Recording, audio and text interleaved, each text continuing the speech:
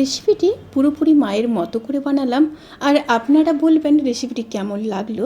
খুবই সামান্য উপকরণে এই রেসিপিটি মা বানাতো, কী যে অপূর্ব লাগতো তা বলে বোঝাতে পারবো না। গুড ইভিনিং এভরিওয়ান, শতাব্দীর কিচেনে আপনাদের সবাইকে স্বাগত জানাই। আজকের রেসিপি ইলিশ মাছের মাথা দিয়ে কুমড়ো।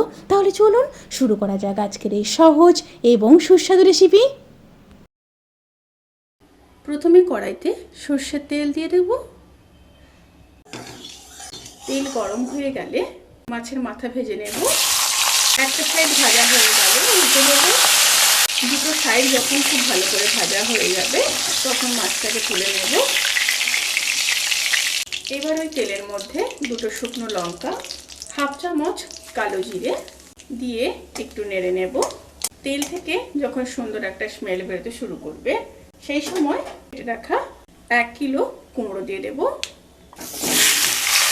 সাথে একটা মিডিয়াম সাইজের কেটে রাখা আলু দিয়ে দেব।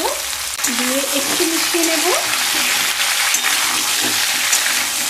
মিশিয়ে নেওয়ার পর এবার দিয়ে দেব পরিমাণ মতো লবণ, 1 চামচ হলুদ গুঁড়ো দিয়ে আবারও মিশিয়ে নেব। আর একটা কথা বলে রাখি, আমি এখানে একটা বড় সাইজের ইলিশ মাছের মাথা ব্যবহার করেছি। এই ইলিশ মাছটা প্রায় 1 কিলো ছিল। আর আপনাদের কাছে যদি এত বড় মাথা না থাকে, তাহলে যদি মিডিয়াম সাইজের ইলিশ মাছ হয় তাহলে কিন্তু দুটো মাথা ব্যবহার করতে হবে। যেহেতু এখানে 1 কিলো কুমড়ো আছে। এবার স্টিমটাকে হাই করে 5 থেকে 7 মিনিট হতে দেব। মাঝখানে অতি অবশ্যই এইভাবে নেড়ে নিতে হবে। কুমড়োগুলো 5 মিনিট রান্না করে নেওয়ার পরে এবার দিয়ে দেবো রোস্টেড জিরে আর ধনের গুঁড়ো 1 চামচ। এখানে আপনারা নর্মাল জিরে আর ধনের গুঁড়ো ব্যবহার করতে পারেন। হাফ চামচ লঙ্কার গুঁড়ো, লঙ্কার পরিমাণটা এখানে আপনারা কমাতে কিংবা বাড়াতে পারেন।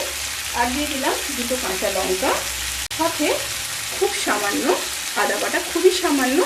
আপনারা যদি না চান তাহলে স্কিপ করতে পারেন। দিয়ে আবারও খুব ভালো করে মিশিয়ে নেব। খুব ভালোভাবে মিশিয়ে নেওয়ার পর ভেজে রাখা মাথা দিয়ে দেব। মাথা দিয়ে একটু ভেজে নেব। দিয়ে লো স্টিমে কুমড়ো আলু সেদ্ধ হওয়া পর্যন্ত অপেক্ষা করব, প্রায় 15 মিনিট। রান্নাটি প্রায় হয়ে এসছে। সমস্ত উপকরণগুলো খুব ভালো করে সেদ্ধ হয়ে গেছে। আর একটা কথা বলে রাখি, এই রেসিপির ক্ষেত্রে কিন্তু জল দেওয়ার একদমই দরকার হয় না, কারণ কুমড়ো থেকে যে জলটা বেরোয় সেই জলেই কিন্তু তরকারিটি হয়ে যায়। আর দিয়ে দেবো উপর থেকে খুব সামান্য চিনি, টেস্ট ব্যালেন্স করার জন্য। আপনারা যদি না চান তাহলে স্কিপ করতে পারেন। এবার আবারও খুব ভালোভাবে মিশিয়ে নিচ্ছি।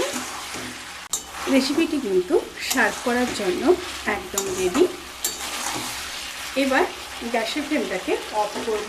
অফ করে ঢাকা দিয়ে 5 থেকে 7 মিনিট স্ট্যান্ডিং টাইমে রেখে গরম ভাতের সাথে গরম গরমই সার্ভ করব। এই সুস্বাদু রেসিপিটি আপনাদের কেমন লাগলো প্লিজ কমেন্ট করে জানাতে কিন্তু ভুলবেন না। যদি ভালো লেগে থাকে তাহলে সাবস্ক্রাইব করে পাশে থাকা বেল আইকন প্রেস করে নোটিফিকেশান অল করে রাখবেন। তাতে করে আমি যত রেসিপি দেবো সমস্ত লিঙ্ক আপনাদের কাছে পৌঁছে যাবে। আপনারা সবাই ভালো থাকবেন, সুস্থ থাকবেন, সাবধানে থাকবেন। আজকের মতো এই পর্যন্ত। পরের রেসিপির জন্য অপেক্ষা করুন। টাটা।